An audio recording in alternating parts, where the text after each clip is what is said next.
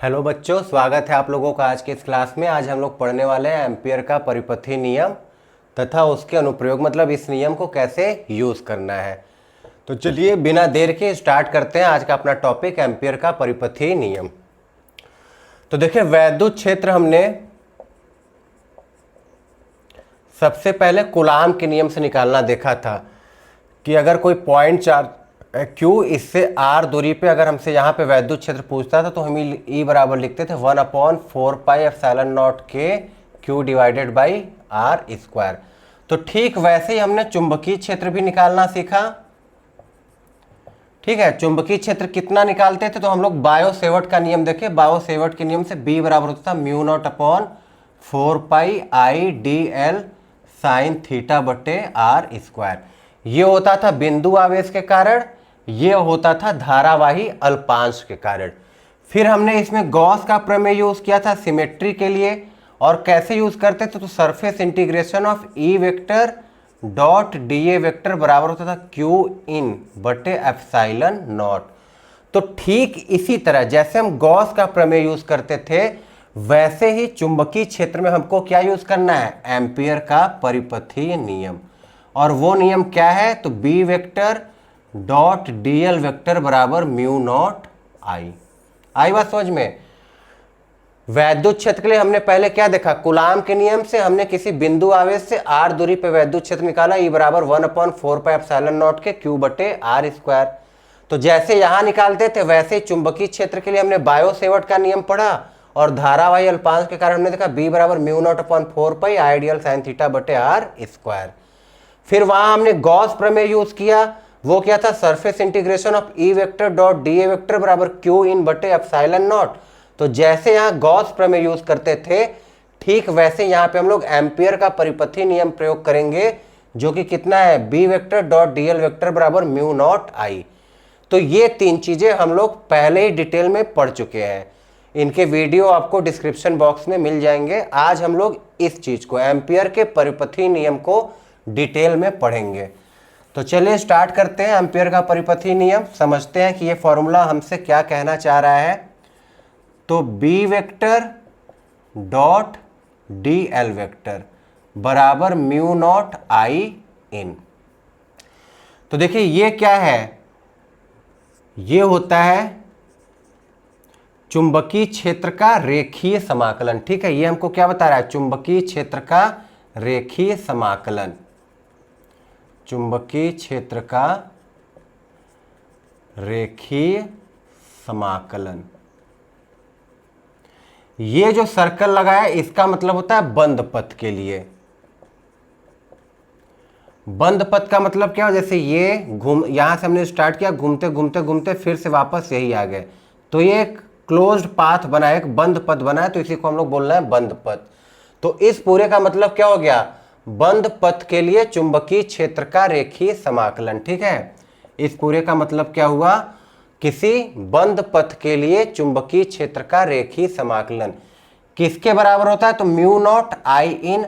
I इन क्या होता है, बंद पथ के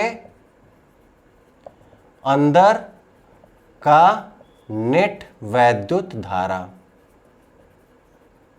आई बात समझ में। ये क्या, इसका मतलब क्या है तो बंद पथ के लिए चुंबकीय क्षेत्र का रेखीय समाकलन, और I इन का मतलब क्या, बंद पथ के अंदर का नेट वैद्युत धारा। आइए और डिटेल में समझते हैं। मान लीजिए ये एक तार है जिसमें वैद्युत धारा I प्रवाहित हो रहा है। हमने एक इस तरीके से एरिया ले लिया। ठीक है, एरिया नहीं लिया, एक पथ लिया, ये पथ है इस तरीके से। ठीक है, तो B vector dot dl vector, dl vector का मतलब इसमें हम छोटा सा एक लंबाई काटेंगे और उसके लिए B dl निकालेंगे, फिर छोटा सा लंबाई काटेंगे B dl, फिर छोटा सा लंबाई काटेंगे B dl। तो ऐसे ही हर एक छोटे भाग के लिए B dl निकालेंगे और उसको जोड़ेंगे। तो उसको जोड़ने का तरीका कौन है, ये समाकलन जो ये लिखा हुआ है। ठीक है, छोटे छोटे भागों के लिए B vector dot dl vector निकालना है और उसको जोड़ देना है, जैसे ये कर रहा है। तो इसके लिए ये जो वैल्यू होगी वो किसके बराबर होगी, μ0, इसके अंदर से कितनी वैद्युत धारा जा रही है तो I, ये I हो गया। ठीक है, मतलब अगर यहाँ पे करंट I1 होता तो ये हम कितना मान लेते, I1 मान लेते। ये हमारे जिस रास्ते से जा रहे हैं उसकी डायरेक्शन है, कुछ इस तरीके से मान लेते हैं। ठीक है, तो ये तो अभी केवल एक करंट था, मान लीजिए एक करंट और आ गया इस तरीके से I2। अब यहाँ पे दो वैद्युत धारा है, I1 ऊपर की तरफ और I2 नीचे की तरफ, तो हमको नेट वैद्युत धारा चाहिए। तो अगर दोनों विपरीत दिशा में, तो हमको पता है एक प्लस में होगा और एक माइनस में होगा। तो किसको प्लस लेना है, किसको माइनस? तो देखिए हम अपने उंगलियों को मोड़ेंगे जिधर ये वाला रास्ता है। देखिए ये रास्ता कैसे है, ये है वैद्युत धारा वाला तार और हमने इसके चारों तरफ इस तरह के रास्ते से बनाया, रास्ते को बनाया है। तो हम कैसे जा रहे हैं, ऐसे जा रहे हैं। तो जब हम ऐसे जा रहे हैं तो हमारा अंगूठा कहाँ है, ऊपर की तरफ। तो जो वैद्युत धारा अंगूठे की दिशा में होगी वो धनात्मक और जो अंगूठे के विपरीत दिशा में होगी वो ऋणात्मक। तो अंगूठे की दिशा में देखिए कौन सा है, I1। तो I1 हो जाएगा धनात्मक और I2 क्या हो जाएगा, ऋणात्मक। तो इस वाले केस में B vector dot DL vector कुछ इस तरीके से मिलेगा। अगर हम इसकी डायरेक्शन को बदल दिए होते, ऐसे कर देते, तो देखिए अब अंगूठा किस तरीके से होता है, नीचे की तरफ। तो इस वाले केस में I2 हमारा प्लस हो जाता और I1 क्या हो जाता, माइनस। मान लीजिए एक वैद्युत धारा और है यहाँ पे I3। तो क्या I3 का इस फॉर्मूले में कोई प्रभाव पड़ेगा, तो नहीं पड़ेगा। क्यों? क्योंकि हमको वैद्युत धारा कहाँ चाहिए, इस बंद पथ के अंदर का चाहिए। आई बात समझ में? तो एक हम लोग रास्ता बनाएंगे, उस रास्ते के हर एक छोटे भाग के लिए हम लोग क्या निकालेंगे, B vector dot DL vector. फिर इनको जोड़ेंगे, तो जोड़ने के लिए क्या करते हैं, समाकलन। वो किसके बराबर आएगा, तो म्यू नॉट I इनसाइड के बराबर आएगा। अभी जब हम लोग इसके अनुप्रयोग पढ़ेंगे तो ये चीजें हम लोगों को और अच्छे से समझ में आएंगी। ठीक, इतना नोट कर लीजिए। चलिए,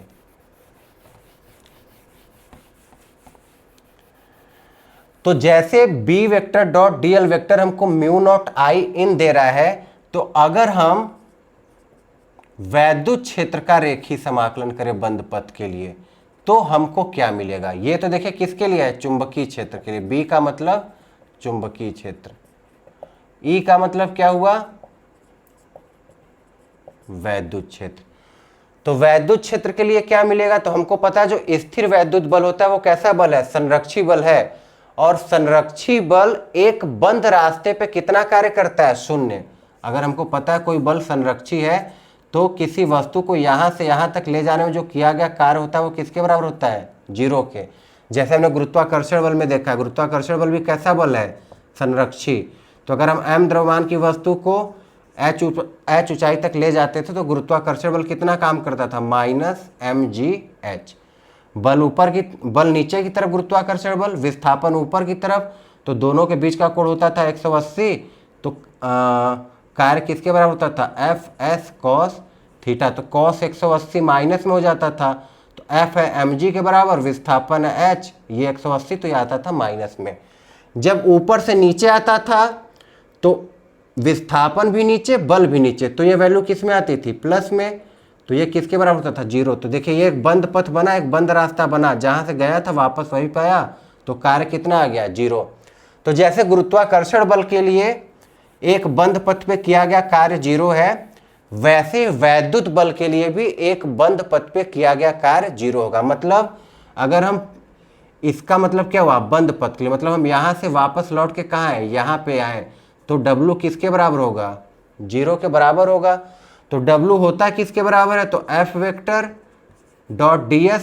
तो यहाँ पे हम छोटे छोटे विस्थापन को DL मान रहे, तो DL लिख लेते हैं। ये किसके बराबर आएगा, जीरो के बराबर आएगा, क्योंकि हमारा जो वैद्युत बल है वो संरक्षी बल है। तो ये वैद्युत बल बराबर किसके होता है, तो Q इंटू E वेक्टर। तो आवेश तो नियत रहता है, तो वो आएगा बाहर, बचेगा क्या, E vector dot DL vector बराबर जीरो। तो Q उधर जाएगा, तो E vector dot DL vector किसके बराबर आ गया, जीरो के बराबर। मतलब ये हमको कितना वैल्यू देगा, जीरो। आई बात समझ में? इसको हम लोग एक तरीके से और देख सकते हैं। देखो हमने एक फॉर्मूला देखा था, dV बराबर E डॉट dr। तो dr की जगह क्या ले लेते हैं, dl। dV हमको क्या देता था, फाइनल पोजीशन और इनिशियल पोजीशन के विभव में अंतर। तो यहां देखिए फाइनल पोजीशन भी यही है, इनिशियल पोजीशन भी है, तो दोनों का विभव तो बराबर होगा। तो ये किसके बराबर हो जाएगा, जीरो के बराबर। तो जीरो बराबर E vector dot dl vector, वही चीज आ गया फिर से। तो अगर हम चुंबकीय क्षेत्र का किसी बंद पथ के लिए रेखीय समाकलन करेंगे तब तो हमको म्यू नॉट आई इन मिलेगा, लेकिन अगर हम वैद्युत क्षेत्र का किसी बंद पथ के लिए रेखीय समाकलन करेंगे तो उसकी वैल्यू कितनी होगी, 0 होगी। ठीक, नोट कर लीजिए, ये इंपॉर्टेंट पॉइंट है, इसको याद करना है। चुंबकीय क्षेत्र का रेखीय समाकलन बंद पथ के लिए म्यू नॉट आई इन, जबकि वैद्युत क्षेत्र का रेखीय समाकलन बंद पथ के लिए किसके बराबर आएगा, 0 के बराबर। ठीक, चलिए तो अब ये डेरिवेशन देखते हैं कि क्या वाकई में B vector dot dl vector का जो हम रेखीय समाकलन कर रहे हैं वो म्यू नॉट आई इन के बराबर आता है या नहीं। B vector dot dl vector बराबर म्यू नॉट आई इन। तो मान लेते हैं एक अनंत लंबाई का कोई धारावाही चालक तार है, तो अनंत लंबाई के धारावाही चालक तार से आर दूरी पे चुंबकीय क्षेत्र कितना होता था, फॉर्मूला याद है, mu naught upon 2 pi I बटे ए, यही होता था। तो अगर ये दूरी आर है तो यहाँ पे बी कितना होगा, mu naught upon 2 pi I बटे आर। अब दूरी कितनी है, आर, तो यहाँ क्या हो गया, आर। अब हमको करना क्या है, एक बंद पथ लेना और उसके लिए इस चुंबकीय क्षेत्र का रेखीय समाकलन करना है। तो एक वृत्ताकार पथ बना लेते हैं इस तरीके से। वृत्ताकार पथ कैसा है, ये हमारा है वैद्युत धारा, तो इस तरीके से इसके चारों तरफ ऐसे एक वृत्ताकार पथ बनाया गया। ठीक है, तो हर जगह तो त्रिज्या बराबर ही होनी आर, तो इसका मतलब हर जगह बी भी बराबर होगा। हर जगह बी की वैल्यू कितनी होगी, mu naught upon 2 pi I बटे आर। तो बी हमको पता चल गया कितना, mu naught upon 2 pi I by r. इसको हम कितना लिख सकते हैं, तो B d l cos theta. तो हमको थीटा बताना है, तो थीटा क्या है, बी वेक्टर और डीएल वेक्टर के बीच का कोण। तो देखिए डीएल वेक्टर हम बोले ये इस तरीके से वृत्त है, और अगर हम ऐसे जा रहे हैं तो यहाँ पे जो डीएल वेक्टर है वो कहाँ है, अंदर की तरफ। इधर आएंगे तो यहाँ का जो डीएल वेक्टर है वो कहाँ है, बाहर की तरफ। तो यहाँ पे अगर हम बात करें तो यहाँ का डीएल वेक्टर किधर है, अंदर की तरफ। अब चुंबकीय क्षेत्र देखते हैं, तो चुंबकीय क्षेत्र के लिए क्या करेंगे, अंगूठे को वैद्युत धारा की दिशा में, उंगलियों को जब इधर मोड़ेंगे तो उंगलियां किधर मुड़ रही हैं, अंदर की तरफ। इसका मतलब चुंबकीय क्षेत्र भी किधर है, अंदर की तरफ। तो बी और डीएल दोनों एक ही दिशा में आ गए, इसका मतलब थीटा क्या हो जाएगा, 0, और कॉस 0 का मान क्या होता है, 1। तो ये हो गया बी डी एल के बराबर। कॉस 0 अंश का मान क्या हो गया, 1 के बराबर। ये क्लोज लूप। बी हमारा क्या है, नियत है, हर जगह बी की वैल्यू इस रास्ते पे क्या है, बराबर है, तो वो आएगा बाहर। तो ये हो गया बाहर बी, और ये बचा डीएल। मतलब इन छोटे छोटे डीएल का हमको क्या करना है, समाकलन। तो इस वृत्त की परिधि मिलेगी जो कि किसके बराबर होगी, 2 पाई आर के बराबर। तो अब बी की वैल्यू रख दीजिए, बी की वैल्यू कितनी है, mu naught upon 2 pi I बटे आर इंटू 2 पाई आर। तो 2 पाई आर से 2 पाई आर कट गया, ये आ गया कितना, म्यू नॉट आई। यही हमको प्रूव करना था कि जो B vector dot dl vector होता है वो अंदर के वैद्युत धारा का म्यू नॉट टाइम्स होता है, और ये हमारे पास उसका प्रूफ है। ठीक, नोट कर लीजिए। चलिए अब इसके एप्लीकेशन देखते हैं कि कैसे हमको इस नियम को यूज करना है।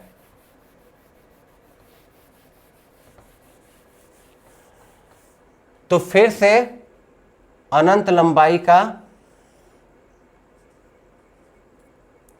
एक हमने धारावाही चालक तार लिया जिसमें वैद्युत धारा प्रवाहित हो रही है आर। इससे आर दूरी पे हमको चुंबकीय क्षेत्र ज्ञात करना है। तो बायो और सेवर्ट के नियम से हमको पता है कि यहाँ पे जो चुंबकीय क्षेत्र होगा वो किसके बराबर होगा, mu naught upon 2 pi I बटे ए। तो ए की वैल्यू कितनी है, आर। इतना आना चाहिए चुंबकीय क्षेत्र यहाँ पे। अब हम इसी चीज को कैसे निकालेंगे, एम्पियर के परिपथीय नियम से। तो एम्पियर का परिपथीय नियम क्या कहता है, तो वो कहता है B vector dot dl vector बराबर म्यू नॉट आई। तो हमको अगर यहाँ पे चुंबकीय क्षेत्र निकालना है तो हम इसकी बराबर की त्रिज्या का यहाँ पे एक वृत्ताकार पथ बना लेंगे ऐसे। हर जगह दूरी कितनी, आर। अभी हम लोगों ने देखा था इस चीज को। इस तरीके से इसके चारों तरफ एक वृत्ताकार रास्ता बनाया है, तो हर जगह त्रिज्या कितनी है, आर है। तो हर जगह हमारा ये चुंबकीय क्षेत्र भी बराबर होगा, यहाँ भी बी होगा, यहाँ भी बी होगा, और यहाँ भी होगा। एंगल देख लेते हैं, तो फिर से डीएल वेक्टर कहाँ होगा, अंदर की तरफ, और चुंबकीय क्षेत्र भी कहाँ होगा, अंदर की तरफ, तो दोनों के बीच का कोण क्या होगा, 0 अंश। तो ये किसके बराबर हो जाएगा, बी डी एल कॉस 0 अंश बराबर म्यू नॉट आई, इनसाइड कितना है, आई है, तो म्यू नॉट आई। तो कॉस 0 का मान तो 1 हो गया, और b हमारा क्या है, नियतांक है, हर जगह b की वैल्यू बराबर, तो ये समाकलन के बाहर आ जाएगा।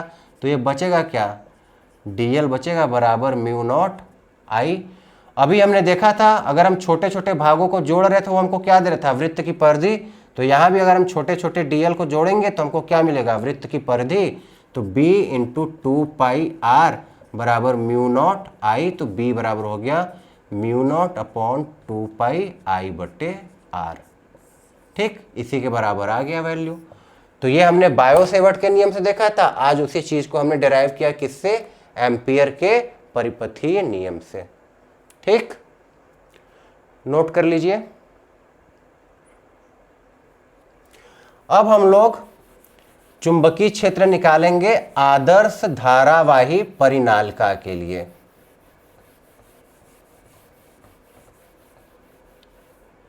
तो देखिए धारावाही परिनालिका क्या होता है, तो इस तरीके से एक बेलनाकार आकृति होती है और इस पे तार लपेटे रहते हैं इस तरीके से।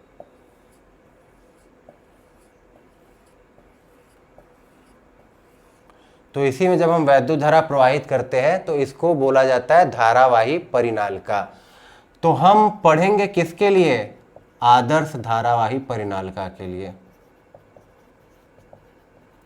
तो आदर्श धारावाही परिनालिका की कुछ विशेषताएं हैं जो आप लोगों को याद करनी है। पहला विशेषता ये है कि इसकी लंबाई व्यास के तुलना में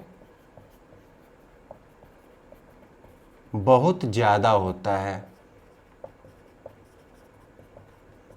मतलब हम बोल देते हैं कि लंबाई अनंत होता है। ठीक है, तो आदर्श धारावाही परिनालिका की जो लंबाई होगी वो व्यास के तुलना में बहुत ही ज्यादा होगी। फिर धारावाही परिनालिका के अंदर जो चुंबकीय क्षेत्र होगा वो कैसा होगा, एक समान होगा। ठीक है, धारावाही परिनालिका के अंदर किसके लिए, आदर्श धारावाही परिनालिका के लिए। तो आदर्श धारावाही परिनालिका के अंदर चुंबकीय क्षेत्र क्या होगा, एक समान, और बाहर चुंबकीय क्षेत्र लगभग किसके बराबर होगा, शून्य के बराबर। ये दो बातें बहुत जरूरी हैं आदर्श धारावाही परिनालिका। पहले तो आदर्श धारावाही परिनालिका किसे बोलेंगे, तो जहां लंबाई व्यास के तुलना में बहुत ही ज्यादा होता है उसको हम लोग बोल देते हैं आदर्श धारावाही परिनालिका। तो अगर हमारा धारावाही परिनालिका आदर्श है तो क्या होगा, तो उस परिनालिका के अंदर चुंबकीय क्षेत्र एक समान होगा और बाहर जो चुंबकीय क्षेत्र होगा वो लगभग किसके बराबर होगा, शून्य होगा। तो देखिए अगर ये धारावाही परिनालिका है, इस तरीके से वैद्युत धारा इस ऐसे ऐसे तार लपेटा गया इसमें, ऐसे ऐसे ऐसे ऐसे, तो यहां से वैद्युत धारा ऊपर की तरफ जाएगा तो अंदर जाएगा और फिर इधर से आएगा तो बाहर। मतलब ऊपर की तरफ वैद्युत धारा कहां जा रहा है, अंदर की तरफ, और नीचे की तरफ वैद्युत धारा कहां आ रहा है, बाहर की तरफ। इस तरीके से हमने बोला यह है, इस तरीके से इस पे तार लपेटा गया है। तो यहां से वैद्युत धारा अंदर की तरफ जा रहा है और जब इधर से निकल रहा है तो बाहर की तरफ निकल रहा है। तो अगर वैद्युत धारा अंदर की तरफ है, चुंबकीय क्षेत्र निकालना है, तो हम क्या करेंगे, अंगूठे को वैद्युत धारा की दिशा में, तो वैद्युत धारा अंदर की तरफ, तो अंगूठा अंदर।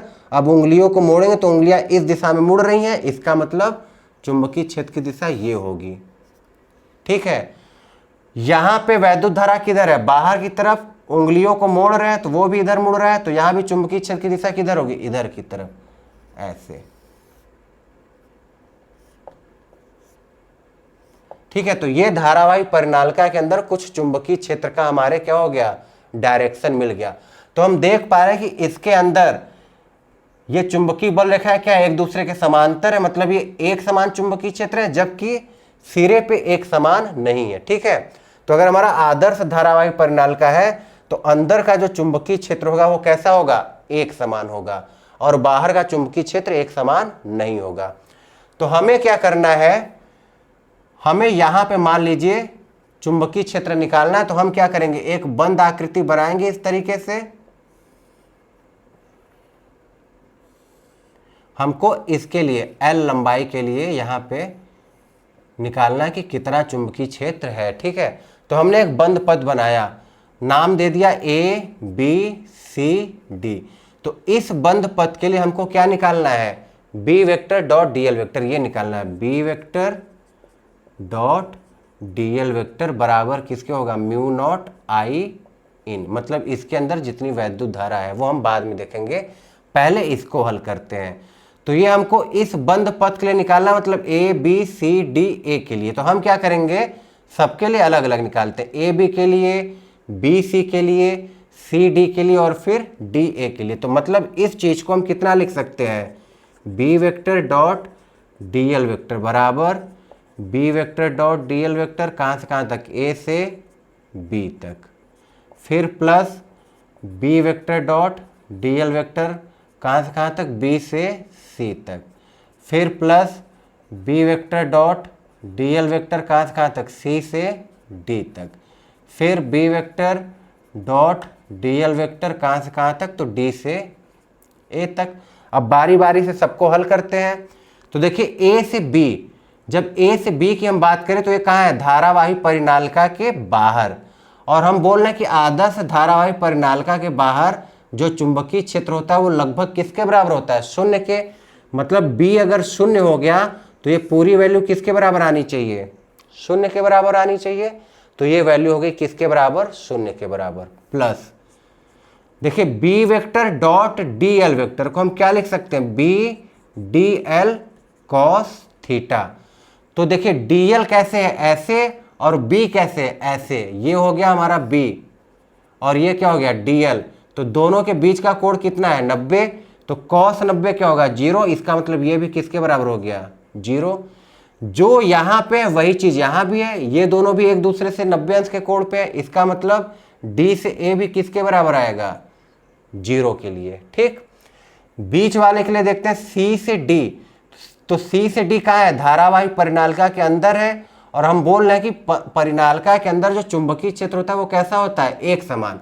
मतलब अगर हमने यहाँ पे बोला है B, तो हर जगह चुंबकीय क्षेत्र का मान कितना है, B है। तो B तो हो गया नियत, तो इसको कितना लिख सकते हैं, B को बाहर। थीटा देख लेते हैं, तो B भी इधर है, DL वेक्टर भी, देखिए लाइन किधर है, आगे की तरफ, और B वेक्टर भी किधर है, आगे की तरफ। तो थीटा क्या हो गया, 0।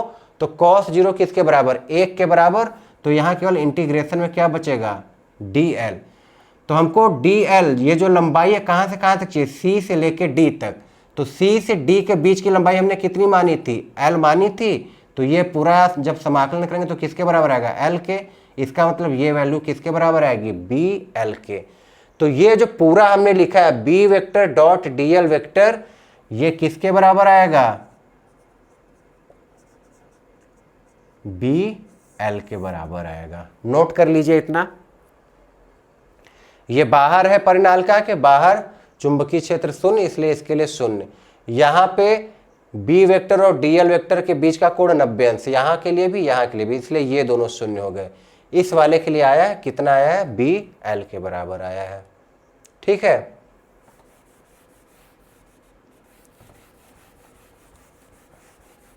तो देखिए ये किसके बराबर आया, BL के बराबर, म्यू नॉट। अब देखते हैं I इन कैसे निकालेंगे। तो देखिए मान लेते हैं कि एकांक लंबाई में जो फेरों की संख्या है वो कितना है, स्मॉल n। ठीक है, हमको कितने लंबाई में निकालना है, L लंबाई में। तो L लंबाई में फेरों की संख्या कितनी हो जाएगी बताइए। जैसे हमसे बोल दे कि इस तरीके से है एक वायर, इस तरीके से हमने इस पर कुछ लपेट दिया, इसके 1 मीटर लंबाई में फेरों की संख्या है 3। तो बोला कि 5 मीटर लंबाई में बताओ कितने होंगे। तो हम क्या करेंगे, 5 गुणे 3 करेंगे तो हमको पता चल जाएगा 15। तो वही चीज यहाँ भी एकांक लंबाई में n दिया है, L लंबाई का पूछा है, तो हम क्या करेंगे, n गुणे L। ठीक है, अब हमको क्या दिया रहेगा, तो हमको दिया है कि एक फेरे में वैद्युत धारा कितना है, I। ठीक है, स्मॉल I में लिख लीजिए कि एक फेरे में वैद्युत धारा कितना है, स्मॉल I। तो हमको देखिए निकालना क्या है, ये जो हमने बंद पथ बनाया है इसमें कुल वैद्युत धारा कितना है। तो हमने ये निकाल लिया कि इस वाले बंद परिपथ में कुल फेरों की संख्या कितनी है, n गुणे l, और एक फेरे में वैद्युत धारा कितना है, I। तो कुल फेरों में वैद्युत धारा कितना होगा, n गुणे l गुणे I। तो I इन किसके बराबर, n गुणे l गुणे I। तो l से l कट गया, B बराबर आया म्यू नॉट n I। ये है हमारा आदर्श धारावाही परिनालिका के अंदर चुंबकीय क्षेत्र का वैल्यू निकालने का फॉर्मूला। यहां हमको ये याद रखना कि ये n क्या है, तो n है एकांक लंबाई में फेरों की संख्या, और I क्या है, एक फेरे में वैद्युत धारा। तो केवल फॉर्मूला ही नहीं याद करना, ये फॉर्मूला में n और I किस चीज को प्रदर्शित कर रहे हैं वो भी हमको पता होना। क्यों, क्योंकि कभी कभी हमको एकांक लंबाई में फेरों की संख्या नहीं देता, हमको दे देता है कि कुल फेरे हैं n, कैपिटल N, और बोलेगा जो धारावाही चालक है उसकी लंबाई कितनी है, L। तो हमको चाहिए क्या, एकांक लंबाई का चाहिए। तो L लंबाई में फेरे कितने हैं, n, तो एक लंबाई में कितना होगा, n बटे L। तब इसी फॉर्मूला को हम लोग लिखेंगे B बराबर mu not capital N I बटे L।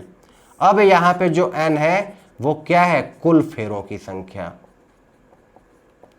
तो किस फॉर्मूले में कौन सा n है और उसका मतलब क्या है ये हमको पता होना चाहिए। यहां पे स्मॉल n जो है वो है एकांक लंबाई में फेरों की संख्या, और यहां पे जो कैपिटल N है वो क्या है, कुल फेरों की संख्या। नोट कर लीजिए फॉर्मूला, ठीक। चलिए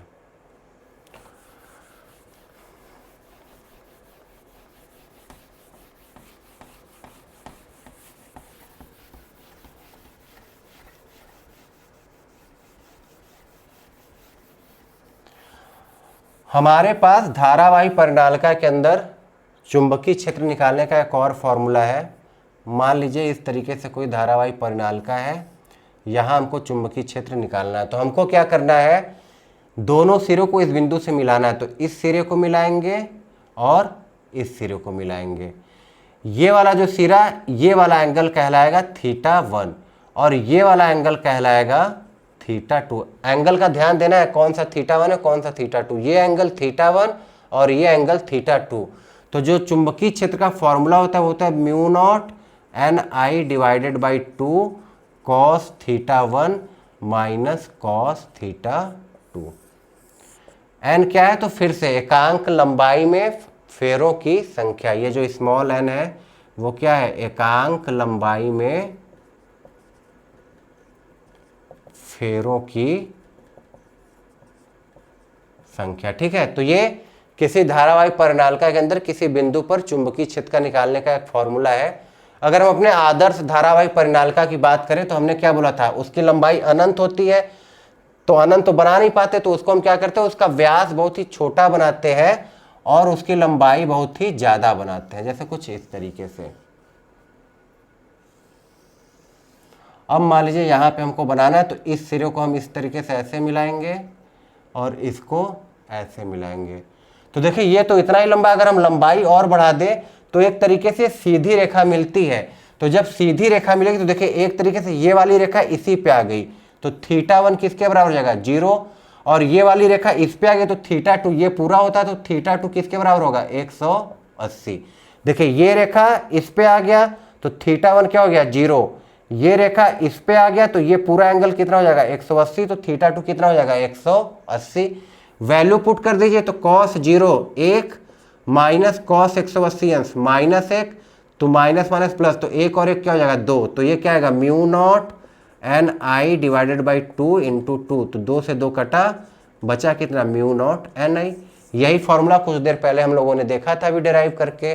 जो B आया था वो किसके बराबर आया था, म्यू नॉट NI के बराबर। अच्छा, अब अगर हमसे इस सिरे पे पूछ ले कुछ इस तरीके से कि अनंत लंबाई का हमारे पास है आदर्श धारावाही परिनालिका, यहां पे हमको B बताना है। तो अब देखिए ये जो एंगल है ये इस तरीके से होगा, तो ये कितने अंश का कोण बनाएगा, 90। तो θ1 कितना हो जाएगा, 90। लेकिन θ2 अभी भी इस रेखा के समांतर होगा, तो वो कितना कोण बनाएगा थीटा 2, अभी भी 180 अंश बनाएगा। तो अब यहाँ पे cos 90 रखेंगे 0 माइनस cos 180 अंश, तो माइनस माइनस 1 प्लस में हो जाएगा, तो ये आएगा b बराबर mu not an I divided by 2। तो हम देख सकते हैं अंदर कितना है म्यू नॉट एन आई बीच में कहीं पे, और सिरे पे कितना है mu not an I divided by 2, मतलब सिरों पर चुंबकीय क्षेत्र का मान कम है और अंदर चुंबकीय क्षेत्र का मान ज्यादा है।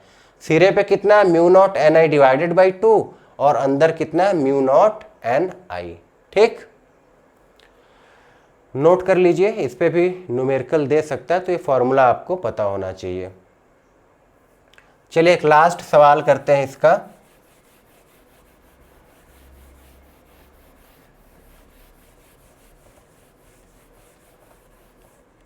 हमारे पास एक थिक वायर है, एक मोटा तार है, कुछ इस तरीके से। इसमें कितनी वैद्युत धारा आ रही है, तो I, और इसके अनुप्रस्थ काट का जो क्षेत्रफल है वो कितना है, कैपिटल R है। ठीक है, तो इससे R दूरी पे यहां कहीं हमको चुंबकीय क्षेत्र का मान बताना है, तो हम क्या करेंगे, R दूरी का त्रिज्या लेके एक सर्कल काट लेंगे। तो अगर यहां चुंबकीय क्षेत्र मान लेते हैं कितना है B, तो ये सिमेट्री है, तो हर जगह चुंबकीय क्षेत्र कितना होगा, B के बराबर होगा। ठीक है, तो फॉर्मूला लगा देते हैं, B vector dot dl vector बराबर म्यू नॉट I इन। तो B dl cos थीटा बराबर म्यू नॉट, अंदर वैद्युत धारा कितनी आ रही I, इस पूरे बंद पथ के अंदर वैद्युत धारा कितनी है I, और सब एक ही डायरेक्शन में है, तो हमने क्या लिख दिया, I लिख दिया। अब देखिए ये है क्या, वैद्युत धारा की दिशा, तो चुंबकीय क्षेत्र ऐसे और dl वेक्टर भी उधर ही होगा, तो दोनों एक ही डायरेक्शन में, तो cos थीटा हो जाएगा cos 0 अंश।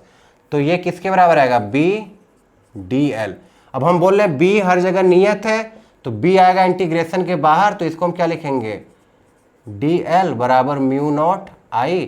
तो हम अभी देखें इसका जब रेखीय समाकलन करेंगे, मतलब लंबाइयों को जोड़ेंगे छोटे छोटे, तो वृत्त की परिधि के बराबर आता था। तो इस वृत्त की त्रिज्या कितनी है, स्मॉल r, तो b 2 पाई r बराबर म्यू नॉट I। तो b बराबर mu naught upon 2 pi I बटे r। कुछ इस तरीके से हमको ये वाला चुंबकीय क्षेत्र निकालना है। ठीक, नोट कर लीजिए। तो देखिए ये तो आसान था। अगर हमसे कोई इसके अंदर पूछ ले कि यहां से इस r दूरी पे हमको चुंबकीय क्षेत्र निकालना है, तब हम क्या करेंगे, तो तरीका तो यही होगा, b vector dot dl vector बराबर म्यू नॉट I इन। फिर से हम क्या करेंगे, एक इस स्मॉल r त्रिज्या का यहाँ पे एक वृत्त काटेंगे और इसी तरीके से हल करेंगे। b हर जगह नियत होगा क्योंकि सिमेट्री है, b और dl और b के बीच का कोण 0, तो b dl आएगा, और सॉल्व करने पे किसके बराबर आएगा, b इंटू 2 पाई r, इस वाले को बराबर म्यू नॉट। अब देखिए जब हमने पूरा वृत्त लिया था बाहर, तब तो I इनसाइड किसके बराबर था, I के बराबर। अब लेकिन इस छोटे वाले एरिया से होके कितनी वैद्युत धारा जा रही है, ये हमको कैसे पता चलेगा। ये जो I है ये तो पूरे वाले से होके जा रहा था, अब इस छोटे हिस्से से कितना वैद्युत धारा जा रहा है ये कैसे पता चलेगा। तो देखिए अगर हमें किसी वस्तु का घनत्व पता है कि घनत्व है 2 किलोग्राम प्रति मीटर क्यूब, तो अगर हमसे किसी भी आयतन का द्रव्यमान पूछे तो हम क्या करते हैं, उसमें आयतन का गुणा कर देते हैं।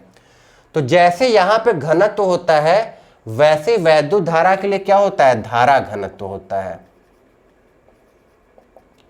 किसके बराबर होता है, I बटे A। तो अगर हमको यहां का धारा घनत्व पता है, तो हमको किसी भी क्षेत्रफल का धारा घनत्व पूछेगा, हम उस क्षेत्रफल का गुणा कर देंगे तो हमको वहां का वैद्युत धारा पता चल जाएगा। मतलब अगर हम बोले कि यहां से होके कितना वैद्युत धारा जा रहा है, I डैश, और ये स्मॉल r वाले की जो क्षेत्रफल है वो कितना है, A डैश, तो हमसे कोई पूछे कि I डैश कितना हुआ, तो हम कहेंगे अगर हमको धारा घनत्व पता है तो धारा घनत्व अगर हम इस क्षेत्रफल का गुणा कर दे तो हमको ये पता चल जाएगा कि इस क्षेत्रफल से होके कितनी वैद्युत धारा जा रही है। तो धारा घनत्व हम निकाल लेते हैं देखिए धारा घनत्व क्या होता है, आई बटे ए, तो ये पूरी वैद्युत धारा कितनी है, आई, कितने क्षेत्रफल से होके जा रही है, तो इस बड़े वाले क्षेत्रफल से होके जा रही है, तो आई बटे पाई आर स्क्वायर, ये होगा धारा घनत्व। देखिए आई वैद्युत धारा इस पूरे एरिया से होके जा रहा था, तो ये पूरा एरिया, ये वृत्त की त्रिज्या कितनी है, कैपिटल आर, तो जे बराबर आई बटे ए से यहाँ पे हमने धारा घनत्व निकाल लिया, आई बटे पाई आर स्क्वायर। अब हमको वैद्युत धारा चाहिए केवल किसके लिए, ए डैश के लिए, तो हम इसमें ए डैश का गुणा करेंगे, तो आई बटे पाई आर स्क्वायर, ए डैश कितना है, तो पाई, इसकी त्रिज्या स्मॉल है तो पाई आर स्क्वायर, तो पाई से पाई कट गया, ये आया I capital R square into small r square, ये हमको मिल गया आई डैश। आई बात समझ में। आई डैश कैसे निकाला है, हमने ये बोला कि अगर हमको धारा घनत्व तो पता हो तब हम इसके क्षेत्रफल से गुणा करके यहाँ पे वैद्युत धारा का मान निकाल लेते हैं। तो इस पूरे तार के लिए हमको वैद्युत धारा भी पता था और उसका क्षेत्रफल भी पता था, तो पूरे तार से हमने धारा घनत्व तो निकाल लिया, जो कि आया आई बटे पाई आर स्क्वायर। आर कौन सा, कैपिटल, बड़े वाले जो तार की त्रिज्या थी वो। अब हमको इस वाले क्षेत्रफल का चाहिए था, तो हम उस वाले क्षेत्रफल का गुणा कर दिए, तो आई डैश कितना आया, आई इंटू आर स्क्वायर गुणे स्मॉल आर स्क्वायर, तो आर से आर कट गया, बी बराबर आया कितना, mu naught upon 2 pi I by r square into r. तो ये याद रखना है, ध्यान देना है जब भी सवाल लगाएंगे कि अंदर वाले एरिया से जो हमने ये पथ बनाया है उस पथ से होके कितना वैद्युत धारा जा रहा है। जब हमने बाहर पथ लिया था तो पूरा वैद्युत धारा अंदर जा रहा था, तब तुमको कुछ करना ही नहीं पड़ा, लेकिन जब हमने अंदर वाला ये पथ बनाया तब अब पूरा वैद्युत धारा वहां से होके नहीं जा रहा था, उसका कुछ ही हिस्सा होके जा रहा था, तो वो हमने किसकी सहायता से निकाला, धारा घनत्व के सहायता से निकाला है। ठीक है, तो ये था हमारा एम्पियर के परिपथी नियम का अनुप्रयोग। तो आई होप आपको परिपथी नियम भी समझ में आया होगा और उसको कैसे इंप्लीमेंट करना है सवालों में ये भी समझ में आ गया होगा। तो आज के लिए बस इतना ही, मिलते हैं नेक्स्ट क्लास में, तब तक के लिए कीप लर्निंग, बाय बाय।